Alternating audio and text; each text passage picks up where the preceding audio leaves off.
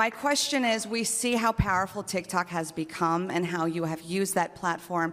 Unfortunately, myself and many other pro-America, pro-Israel creators continue to get censored and banned. Where do we stand on the TikTok negotiations with the Trump administration and its ability to have better freedom of speech for its citizens? Yeah, thank you for that. And so we were banned multiple times, right, before 12? Yeah, 12 times. And again, this is all very well reported. And I reached out to TikTok after they got banned by Congress.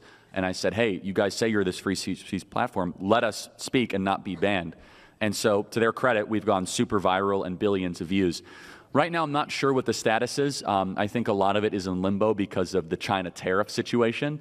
I will say, and I know this is not your perspective, and I think Israel needs to get much better at the PR war. I think it's terrible with public relations, to be honest. There's a lot of truths about what's happening in that region that a lot of people do not understand. And I think some of the Israel PR is very cringe at times, to use kind of a Gen Z term. There is a belief system out there of some pro-Israel forces like, oh, TikTok's a waste of time, let's not do that. I reject that premise, and I know you probably agree with that. We need to engage in those public spaces. If I can help you, get unbanned or uncensored, I'd be happy to help with that.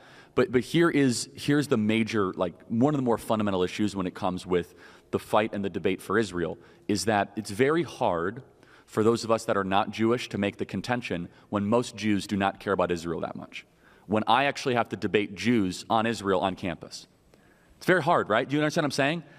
I'm a Christian that cares about Israel, but I care about America obviously most. But Jews on campus are telling me that I shouldn't care about Israel and that, Israel's a terrible apartheid state. I'm sure you know the Jews of which I speak. For sure. Right. Know them well. And they exist. And I don't think they're a majority, honestly, but I think that some of them are waking up post-October 7th. Yeah. But let's also be honest, 2/3 of American Jews are very liberal, right?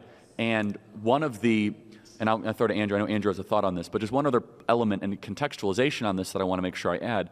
What's very frustrating is that anti-Israel belief system is an outgrowth of a left-wing worldview, because you think of everything through oppressor, oppressed, and they look at Israel as prosperous and their neighbors not so prosperous, and so they look at it through that lens.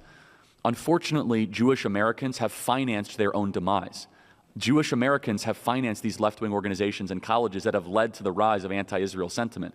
So it's very, very frustrating. Andrew, do you have a thought here? Yeah, I just want to make one other point, and that's we have to avoid the temptation of clamping down on free speech or trying to censor or using left-wing tactics. There was Ambassador Friedman who said that, maybe we need to deport and jail people that were anti-Semitic.